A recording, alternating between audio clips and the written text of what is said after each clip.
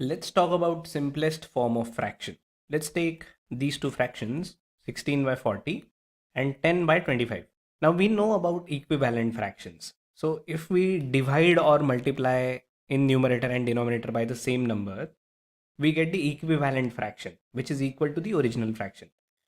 Now when we want to find the simplest form of fraction, we divide the numerator and denominator by a common number or the same number and arrive at certain fraction, and the objective is to reach a fraction in which you find numerator and denominator in a way that they do not have common factor other than 1. So if we divide 16 and 40 by 8, we get 2 by 5, and 2 and 5 do not have a common factor other than 1, and therefore this is a simplest form of fraction. Now we can do the same thing for 10 by 25, and we can decide to divide both of these by 5.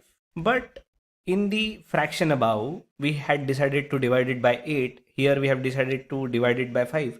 How do we know by which number do we have to divide to get the simplest form?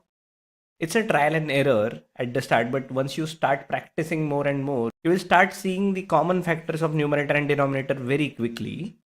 And then if you keep dividing, you will arrive at the simplest form. For example, if we just take 16 by 40 again, so this 16 by 40, if you are not sure, we definitely know that both are even numbers, so we can divide both of these by 2, and we can arrive at a fraction, something which looks like this, 8 by 20. Again, both of these are divisible by 2, so let me just divide it again by 2, and I get 4 by 10.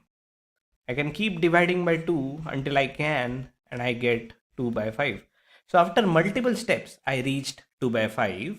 So it's all right if you reach the simplest form of fraction after some steps. But if you keep seeing some other factors of numerator and denominator which can divide both of them, then keep on dividing and reach a point where now you cannot divide numerator and denominator by any common factor other than 1. And then you arrive at the simplest form. Let's take one more example. So we have 21 by 56, and now to get the simplest form, let's first see how we can write 21 in different ways. By doing that, we will know what are different factors of 21. Same thing for 56, we can write it as 7 times 8.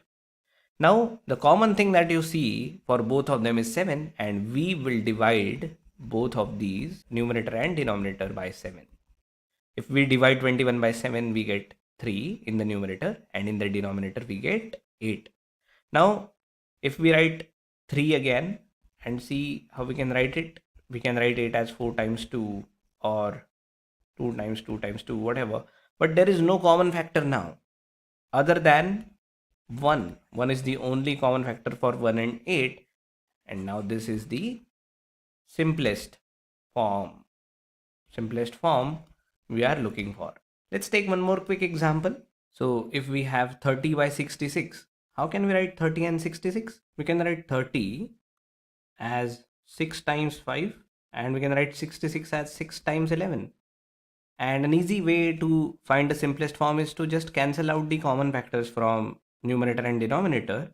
Now you can also write 30 by 66 as 30 divided by 6 and 66 divided by 6, because you know that 6 is a common factor. And once you do that, you get 5 divided by 11. This is the same thing here.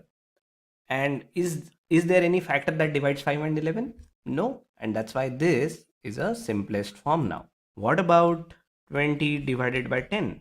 Now you can directly divide 20 by 10. So basically 20 divided by 10, and in the denominator as well, you will have 10 divided by 10.